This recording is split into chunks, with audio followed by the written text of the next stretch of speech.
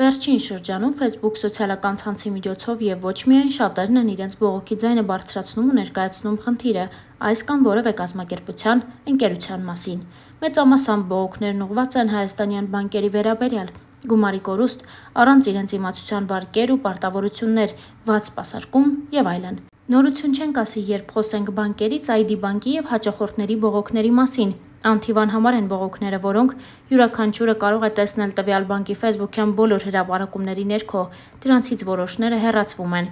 Սակայն բանկը սպասարկման որակի բարելավման, առկա խնդիրների վերացման փոխարեն մեծ ներդրումներ է անում իր PR-ի համար, ամենաթանկ վարձատրվող բլոգերներին վճարելով ու գովք պահանջելով։ Բլոգեր Ռևիկին գիտեն բոլորը, ով մինչ վերոնշյալ բողոքներին ծանոթանալը շտապում է իր հազարավոր հետևորդներին վստահեցնել ID բանկի ապահովության հարմարավետության մասին։